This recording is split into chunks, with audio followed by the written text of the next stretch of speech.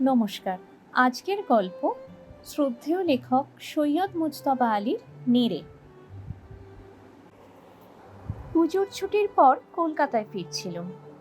চাঁদপুর স্টেশনে আসবার একটু আগেই জিনিসপত্র গোছাতে লাগলুম। সঙ্গে ছিল শুধু একটি বেতের বাক্স আর শতরঞ্চি জড়ানো বিছানা।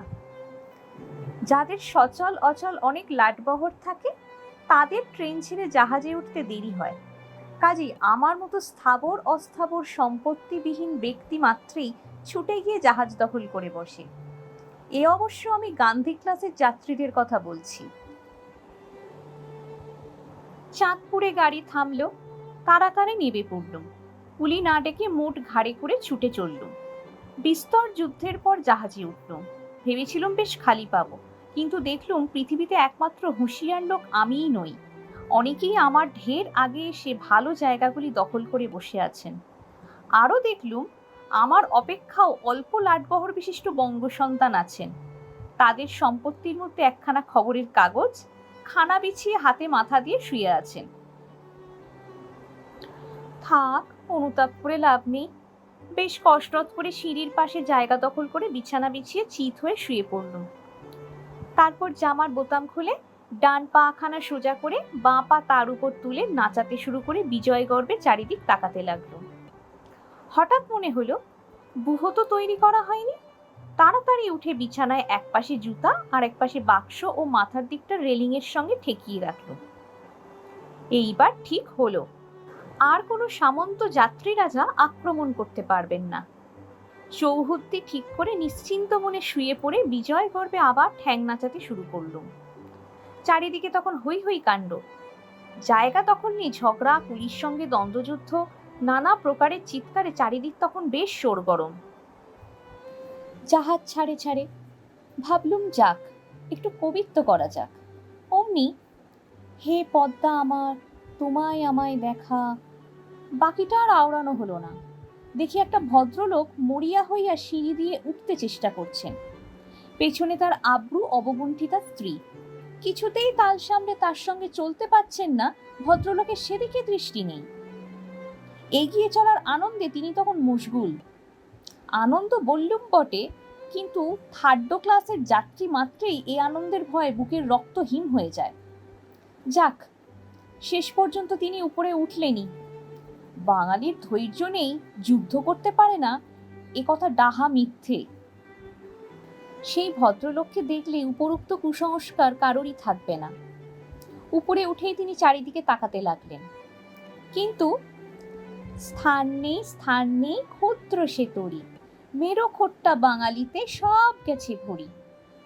ততক্ষণে তার স্ত্রী এসে পেছনে দাঁড়িয়েছেন। বাবু তখন পেছনে সিঁড়ির দিকে তাকিয়ে হঠাৎ চমকে উঠলেন। বুঝতে পারলুম কুলি চম্পট।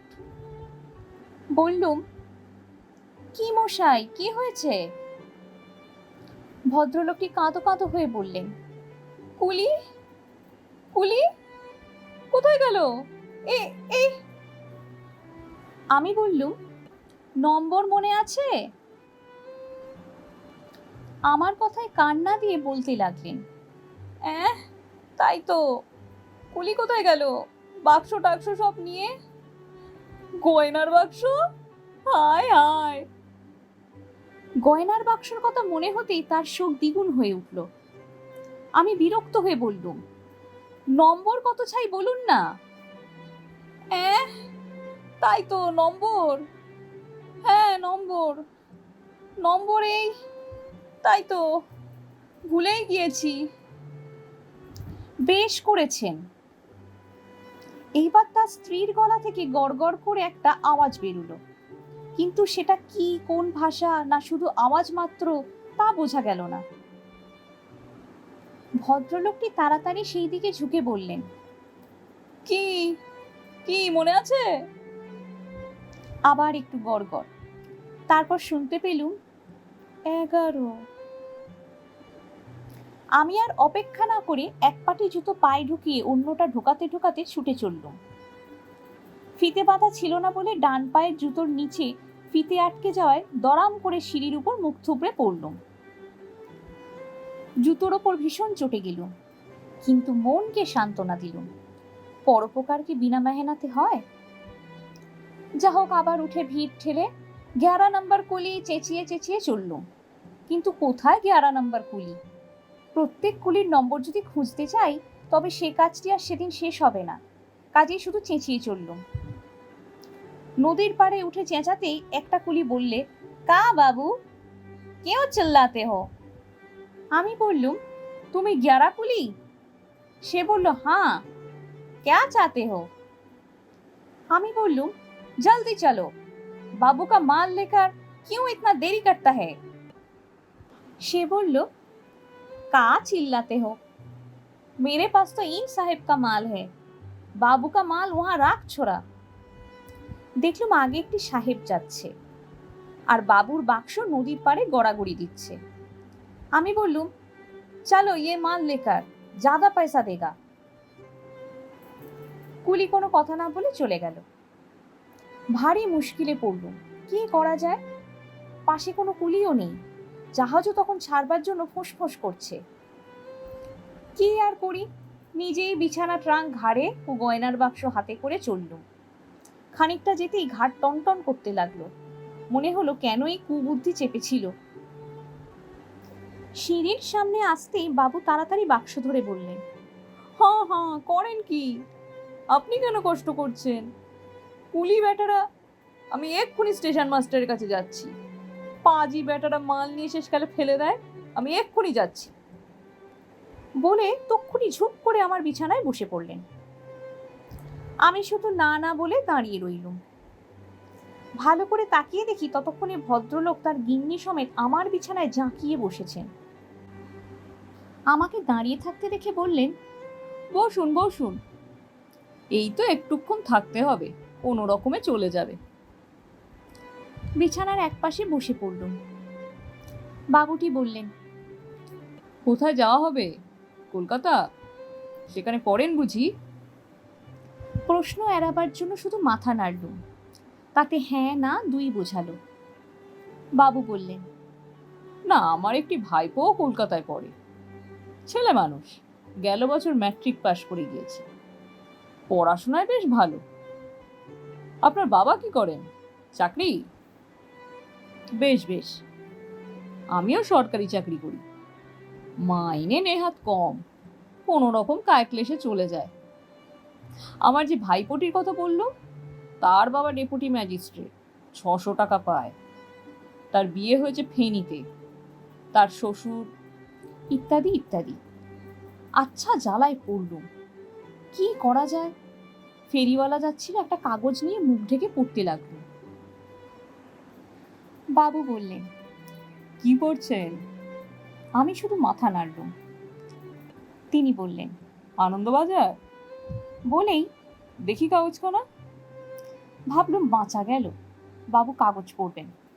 কিন্তু ভদ্রলোক প্রথম লাইনটা চেঁচিয়ে পড়েই আবার বক্তৃতা জুড়ে দিলেন। জগৎগুরু মহাত্মা গান্ধীর কারাবাস আজ 225 দিন। তাহার বিদায় বাণী, খদ্দর পরিধান, ছুঁটমাট পরিহার। দেখলেন মশাই, দেখলেন? এই দুটো জিনিস বলে গেছেন, তাও হতভাগা দেশে কেউ করবে না। খদ্দর পড়লে কি দোষ রে বাবা, টেকেও তো বেশি, দামও কম। আমাকে তার কাপড়ের দিকে তাকিয়ে থাকতে দেখে লজ্জিত হয়ে বললেন, কি করব, ছাপোষা মানুষ, খদ্দর কিনে কুলিয়ে উঠতে পারিনি। আবার অফিসের সাহেব দেখলে চটে, বেটা যেন কষাই।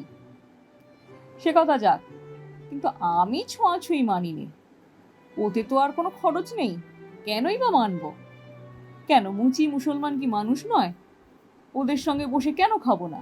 খুব খাবো, আলবাত খাবো।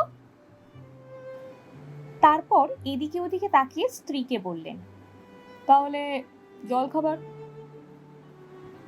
স্ত্রী তাড়াতাড়ি বাক্স খুলতে লাগলেন। ততক্ষণে তার ঘুমটা প্রায় 2.5 ইঞ্চি হ্রাসপ্রাপ্ত হয়েছে। একখানা প্লেটে হাঁড়ি থেকে বের করে সন্দেশ রাখতে লাগলেন। আমি তখন উঠবার বন্দোবস্ত করতে শুরু করেছি। বাবু তা দেখে বললেন, বসুন বসুন, জল খাবারটা এখানেই সেরে নিন। আমি মাথা চুলকোতে লাগলুম। তিনি থালাখানি গিন্নির হাত থেকে কেড়ে নিয়ে আমার দিকে একটু এগিয়ে, হন বলে টপ করে একটা রসগোল্লা আমার মুখে ফেললেন। আমিও আস্তে আস্তে খেতে লাগলাম। তিনি অনর্গল বকে যেতে লাগলেন।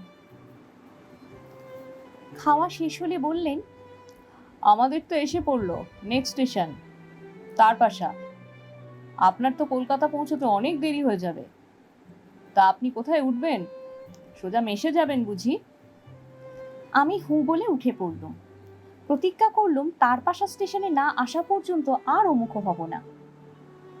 দূর থেকে দেখলুম বাবু গিন্নির সঙ্গে খুব আলাপ জুড়ে দিয়েছেন। ঘণ্টাখানেক পরে তারপাশা দূরে দেখা গেল। ভাবলুম এইবার বাবুর খোঁজ নিই। গিয়ে দেখি তিনি তখন কাগজ পড়ছেন। আমাকে দেখে বললেন, এই যে তারপাশা। তারপর স্ত্রীর দিকে ফিরে বললেন, ওগো সব গুছিয়ে নাও। জাহাজ থামল। তিনি পাড়ের দিকে আধ ঘন্টা ধরে তাকিয়েছিলেন। হঠাৎ একটি লোককে দেখে যুগপৎ হাত পা নেড়ে চেঁচাতে শুরু করলেন। লোকটি কিন্তু কিছু দেখতে পাচ্ছিল না। বাবু দুই হাত নেড়ে তার দৃষ্টি আকর্ষণ করবার চেষ্টা করতে লাগলেন। কুলি ডেকে মালগুলো তুলে দিয়ে আমিও সঙ্গে সঙ্গে নামলুম। পরের লোকটি তখন জাহাজে উঠেছে। বাবুটি পাড়ে নামতে যাবেন এমন সময় ফিরে বললেন, চিঠিপত্র লিখবেন? আপনার ঠিকানা?